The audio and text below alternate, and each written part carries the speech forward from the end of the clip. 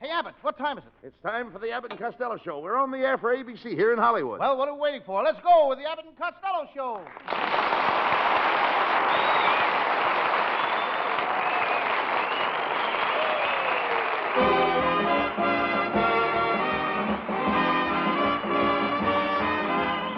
Yes, it's the Abbott and Costello Show, produced and transcribed in Hollywood for your listening and laughing pleasure. Chuckles with a carload and music by Matty Malnick. So hold on to your chairs, folks, for here they are, Bud Abbott and Lou Costello.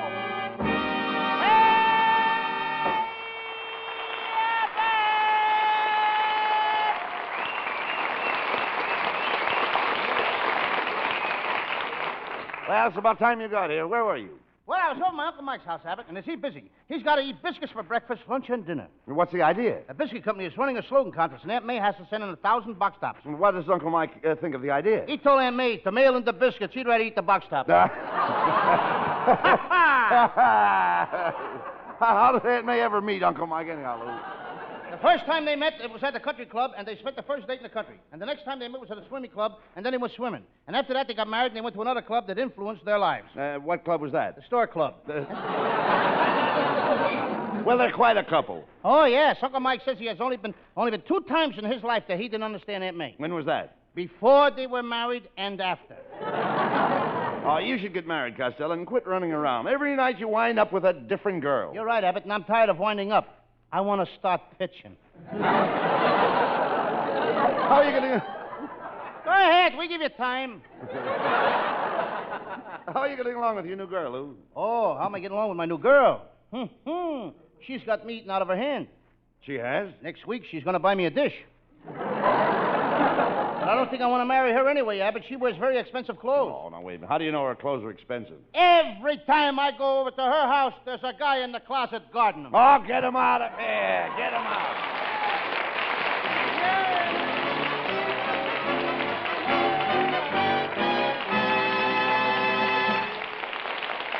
Now, before we get back to the laugh department, let's listen to what this fella has to say.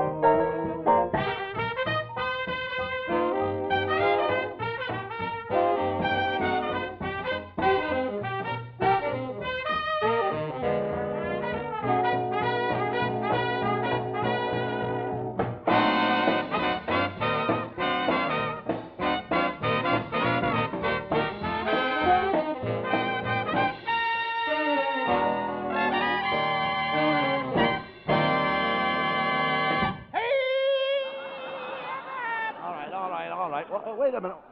What are you doing with that rubber doll? Huh? What are you doing with that rubber doll? It's a present for my sister's baby, Tony. He's 1 year old today. Has the baby learned to walk yet? Abbott, the kid is only 1 year old. He only learned how to drive the car last week. What's the baby's name? It's my sister's 5th baby, and she named it Ming Toy Lotus Blossom. Ming Toy Lotus Blossom? Why did she name the child that? She read in a big book that every 5th child born is a Chinese.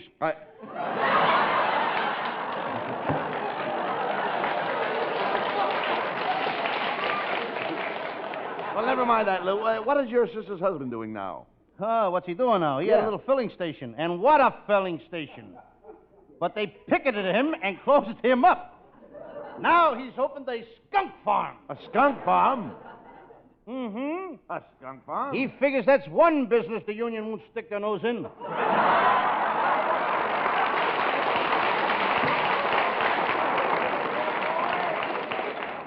You know, I haven't seen your brother-in-law in a long time. How is he, Lou?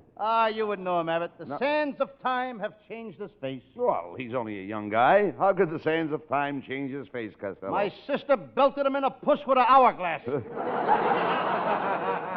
Where are your sister and husband living now? Now has granulated eyelids. Yeah. Lou, where are your sister and husband living now? I'll let you know in a second here. In the middle of the page. A minute. They're living in Pasadena, and boy, is that a ritzy town. Oh, no. It's not so ritzy. Yeah, but Pasadena's so high class that they stop all the tourists at the city limit and make them rent mink coats before they can drive through town. No, I don't believe it. I know. Ah, stop. I don't believe that. I don't believe that. Huh? I don't believe it. You don't believe it? No, I don't. My brother Pat used to drive a truck for the city of Pasadena. He told me that all the garbage he picked up was gift wrapped. Oh.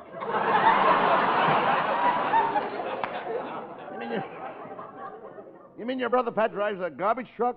Oh, he's just doing that until he gets his new invention on the market. His invention will change the whole toothbrush industry. What is it? A tooth on a stick to clean brushes.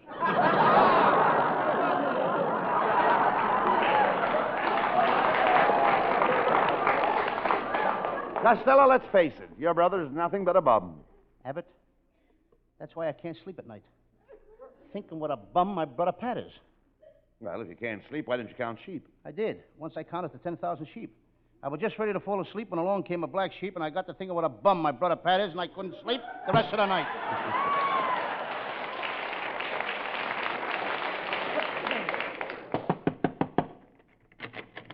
Miss Costello, here's that bicycle that you ordered. Thank you. Hey, wait a minute. What's the idea of buying a bicycle, Costello? I didn't want to tell you, Abbott. Wasting your money like that, buying a bicycle. I insist that you tell me what you're going to do with it now. Oh, well, if you must know. I must know. I'll tell you. Well, tell me. Last night I dreamed I was chasing Rita Hayworth, and I couldn't catch her. Tonight, I'm taking a bicycle to bed with me. And if that don't get her, tomorrow night, a motor goes on it. Costello, with all the thousands of people that have no place to live and are looking for vacancies, how can you walk around with a big empty head like that? Show me in the script where it says anything like that. Oh, wait a minute. I can tell a joke. I'm a pretty good showman. Yeah? Yeah? You tell a joke like P.T. Barnum. P.T. Barnum is dead. You keep telling those kind of jokes, you'll join him. I don't know.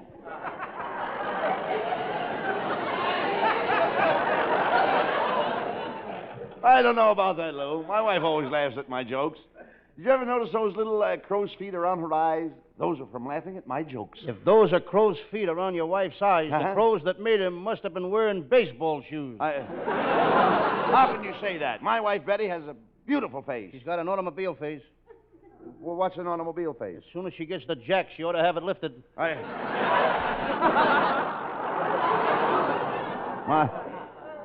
My wife is okay. And you'd better be off if you found a nice home. Well, you'd be much better off, Lou, if you found a nice home with a loving girl and got married yourself. Do you know where you're at? No. I don't. But my wife is okay. You'd be better off if you found a nice home, loving girl. I'm lost myself now. I found it. I found mine.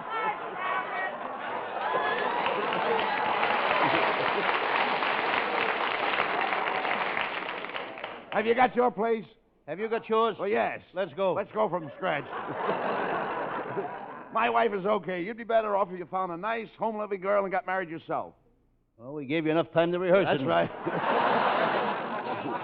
I had a home-loving girl, and I had to get rid of her. Why? When I wasn't around, she was home loving some other guy. Well, you should go out more and meet some nice girls. I'm going out tonight. There's going to be 26 girls at this party. I'm going to kiss every one of them. Now, that's the trouble with you. You have no manners. Now, when there are 26 girls at a party and you talk about kissing, every one of them, remember, 1 dozen. 1 dozen? No. Well, tell me which one it is, and I'll cross her off my list. Did you get it? No, I didn't get it. They're lost where we were before.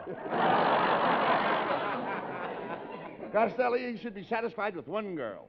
Don't you know 1 girl that you like better than the rest? Oh, but I saw one today that I could really go for. Well, why don't you propose to her? Propose to her? Yeah. How dare you say that to me? Well, your father proposed to your mother. Yes, she was my mother, but this girl is a total stranger. Well, why don't you start courting her? I did. I sent her some orchids. Not orchids. It says here orchard. No, not orchids. Orchids. Kids, Orchard. kids. Oh, sure. Probably after we're married. No. No, you dummy. You don't get the girl with orchids. You get her with orchids. Kids. Just a minute. Where am I getting all these kids? I ain't even married yet. You talk sense. I'm talking about orchids. Orchids are raised in a nursery. Your kids might have been raised in a nursery, but our kids are going to be raised at home. No. You don't understand. I'm talking about orchids. We have orchids at home. They're potted. They take after you, don't they?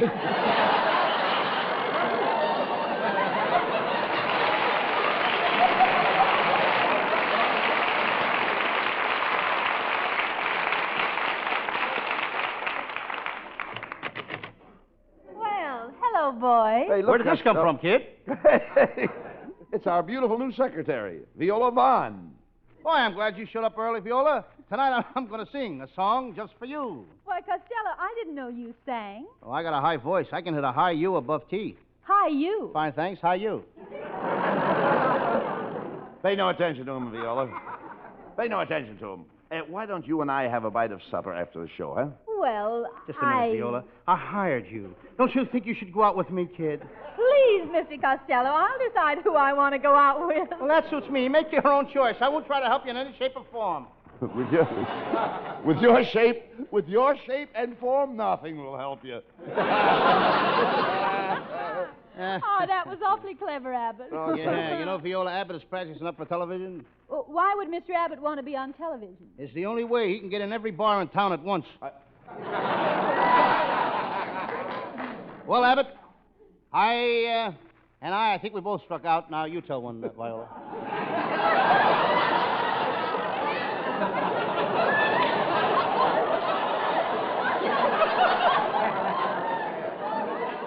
Well, I guess I'll have a try at it. Did you... I knew it was too good to last. Well, I'll have a try at it. Did you boys know that my uncle is in the hospital? No, Viola. Tell us what happened. My uncle was watching two men hoisting a piano into the fifth-floor window of a hotel. He was standing underneath them yelling, "Heave-ho! Heave-ho!" But wait a minute now. How did he get into the hospital? They thought he said, "Leave go." Let's give this kid $6 silver and a box of Snickers. Quiet, Costello. I think Viola has a terrific sense of humor. Oh, I thank you, Bud. I have another funny story. I went to the racetrack yesterday and bet on a horse that was 100 to 1. 100 to 1. That's terrific odds. Did the horse win? No. He was leading the field by 10 lengths when suddenly he jumped the rail and ran for the grandstand. What for? When he saw those terrific odds, he ran to the $2 window and put a bet on himself. Ladies and gentlemen, you have just listened to a joke by 3 unemployed people.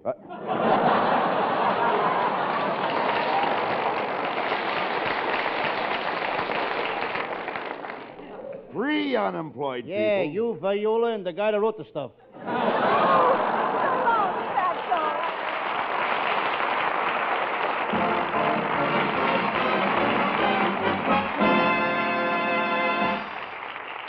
And that's the halfway mark in tonight's laugh race.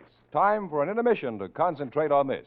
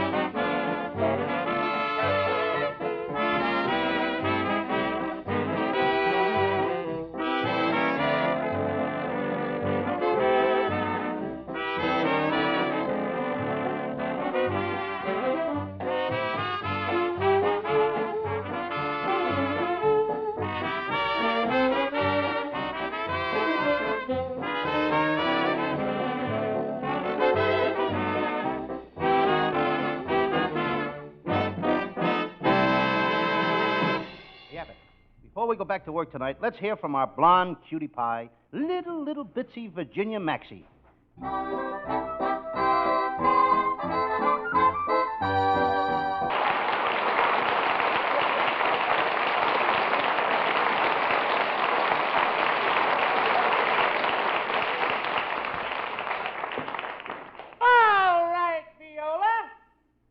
You're so fussy.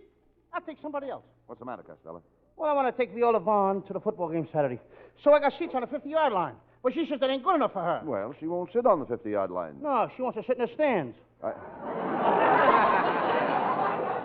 Lou, I didn't know you were interested in football. Abbott, football is my... Oh, that's my meat. I've known you a long time, Costello, and you never went to any football games. Since when has football become your meat? Since the last time I went to the butcher shop and saw the price of steak.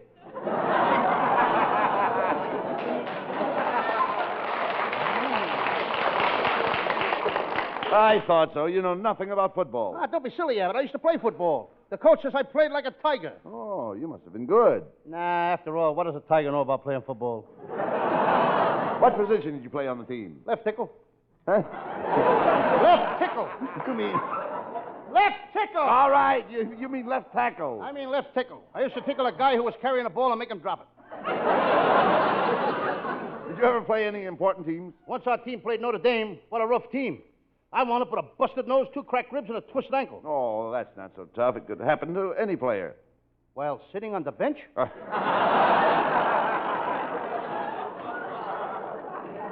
Costello, I've been a football fan for years, and I've never heard your name mentioned in connection with any team. Oh, around Patterson, New Jersey, I was famous. Patterson High School, Colt Hill. They remember me as the guy that invented the Costello hidden ball trick. Well, did your hidden ball trick work good? Good? Hmm? That was 20 years ago. Nobody's found the ball yet. Well, you don't look like no football player to me. Football players have to be rugged and powerful and strong. Abbott, when I played football at Colt Hill in Patterson, New Jersey, I was powerful. All those kids were rugged. Very rugged. I can't say rugged.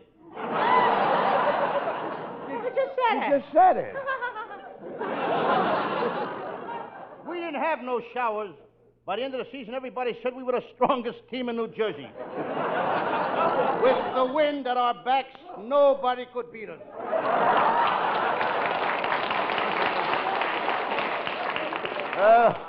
That must have been some football team. I remember our last game, Abbott. I was calling the signals. Mildred, Maine 6664. Gladys, Hollywood 7953. Betty, Walnut 3841. Wait a minute. Well, yeah, but what was the idea of using girls' phone numbers as signals? Strategy. While the other team was writing them down, we scored 46 points.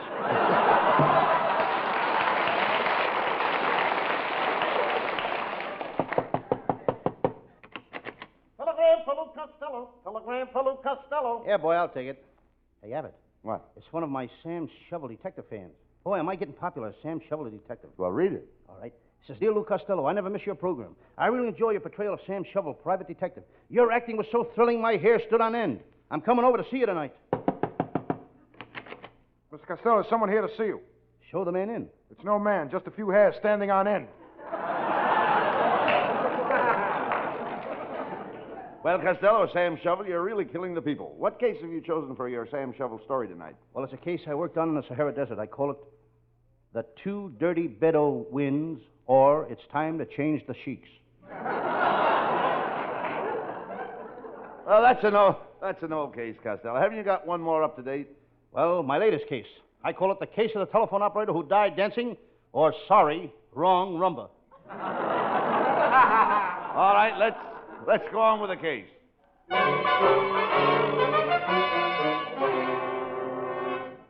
Yes, I'm Sam Shovel, private detective.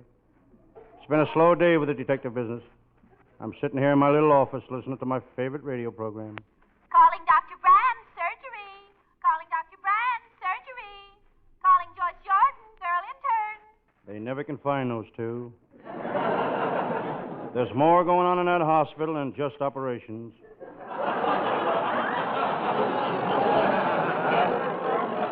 I turn off the radio. I listen to the wind howling on the outside. You all partner? You all partner? It's a southwestern wind. I decided to check up on some of my latest cases. Here's the one of the baby that was gypped. When I found him, he was wearing half a diaper. Somebody had shortchanged him. I think I'll relax. I feel like a smoke. That reminds me, I read in the paper this morning where most of the doctors who switched to camels are now back driving automobiles.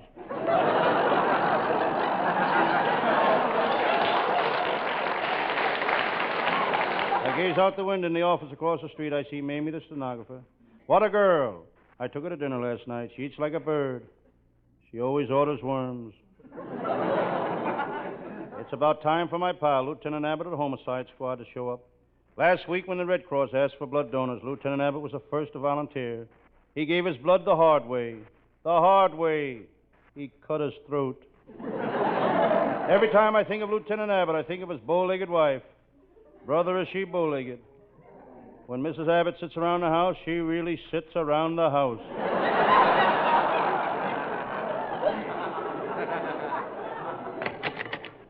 Hello, Sam Shovel. I've come over to tell you that Martin, the murderous midget, is on the loose again. Martin, the murderous midget, the toughest midget in the world, known to the police as public enemy number 1/2. Yes, Sam. And if I catch up with Martin the midget, it's goodbye to his racket. Lieutenant Abbott ain't kidding. He's a great racket buster. He's busted 15 rackets already this year, and if he don't stop busting them at the Beverly Hills Tennis Club, they won't let him play there anymore. Sam, I got troubles of my own. I'm thinking of divorcing my wife. Last night I decided I can't stand her cooking. Lieutenant Abbott, you've been married to that woman for 30 years. How come you just decided you can't stand her cooking? Until last night. We always ate out. However, let's forget my problems. I will. Let's forget it and parley and forget your jokes, too. Sam, how's the detective business going? Any new cases? Yes, I'm on the trail of a woman criminal. Show off Susie.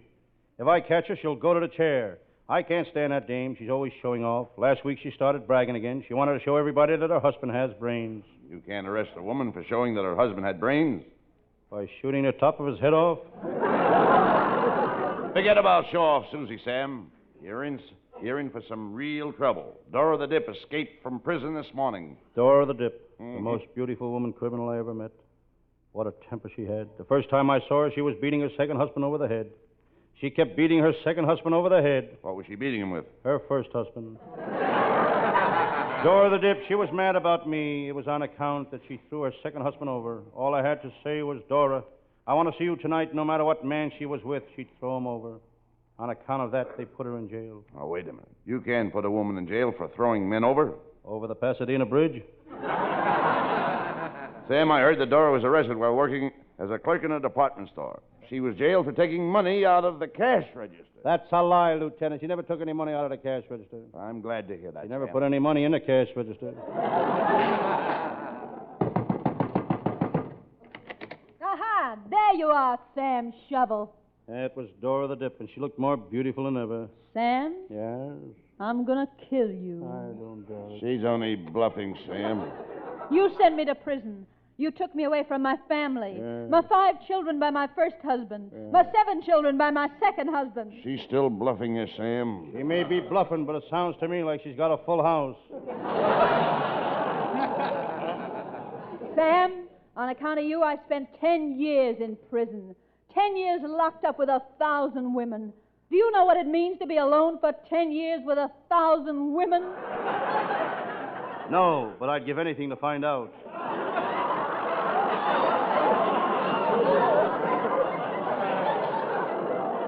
It must have been terrible in prison, Dora. Lieutenant Abbott, you don't know what I went through. All day long I had to pose with my twin sister for pictures for prison magazine ads. What did the ad say? Which twin has the crime wave? But now I'm free, Sam Shovel, and I'm going to make you suffer as I've suffered. Sam, Yes? part of me died in that prison.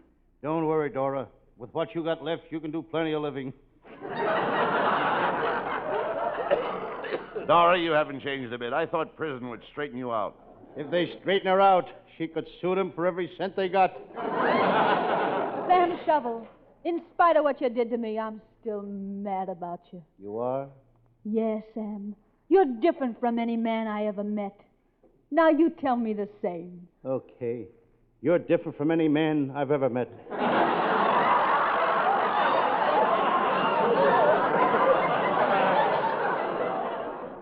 Sam, you sent me to prison and made a monkey out of me. Now I'm going to get even. I'm going to give you a kiss that'll make a monkey out of you. Come here.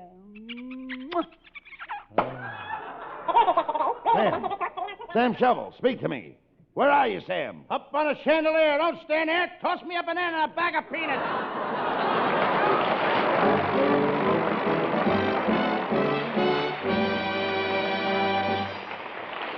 There's a curtain call coming up, folks. But first, you'll be interested in hearing this.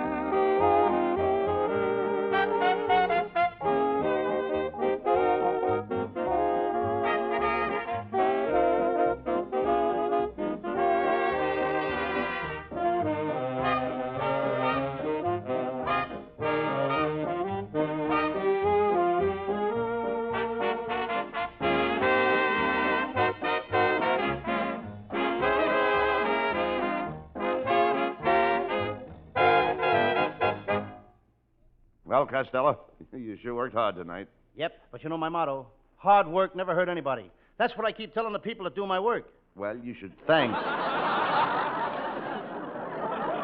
You should thank the people that do your work. I'm going to do that right now, Abbott. That's First, well. I want to thank our writing staff, headed by Eddie Foreman, with Paul Conlon, Pat Costello, Martin Ragaway, and Len Stern. Wait a minute. And our band leader, Matty Malnick. You're right. And let's not forget our producer, Charles Vander. See you next Thursday night, folks. Good night, folks. Good night to everybody in Patterson. Good night.